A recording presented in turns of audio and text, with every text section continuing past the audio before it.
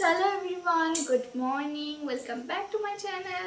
So আজকে আবারও একটা নতুন ভিডিওর সাথে চলে এসেছি।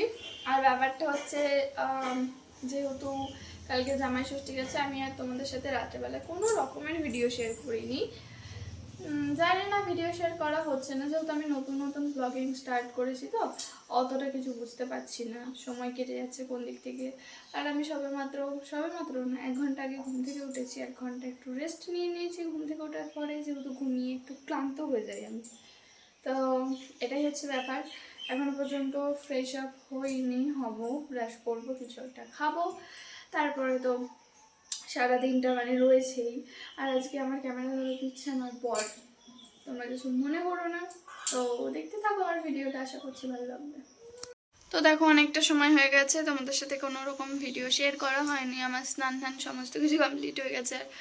আমার চুল টুল দেখে বুঝতে পারছো, আমি বিকালে ঘুমিয়ে পড়েছিলাম, তো ঘুম থেকে উঠলাম সবে। আর আজকে যেহেতু বাড়িতে কিছু লোকজন এসেছিলো, ওই জন্য প্রচণ্ড পরিমাণে ভিজেছিলাম, কিছুই করিনি তারপরেও। আর আমার একটু গ্যাসের প্রবলেম হয়ে গেছিলো, মাথা যন্ত্রণা শুরু হয়ে গেছিলো, ইভেন কোনো একটু আধটু হচ্ছে, আমি বুঝতে পারছি না আমার সাথে কেন এরকম হচ্ছে। আমার তো কেউ দেখার নেই, তো আর আশা করি কাউকে দেখতেও হবে না, এটা হচ্ছে মেন ব্যাপার। আর আমাদের বাড়িতে না এরকম চালের বস্তা সব ধোয়া রয়েছে, কেননা এগুলো কীর্তনের জন্য সমস্ত চাল তুলে এনে আমাদের বাড়িতেই থই।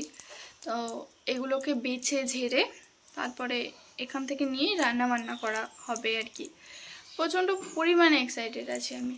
আর চুলটাও কাটতে হবে, প্লাস আইব্রোটাও করতে হবে আমাকে, কেননা চুলটা একেবারে জঘন্য। এই যে চুলের আগাগুলো কেটে ফেলবো, সমান করব আর কি। তো আমার কীরকম হেয়ার স্টাইল করলে ভালো লাগবে তোমরা প্লিজ কমেন্টে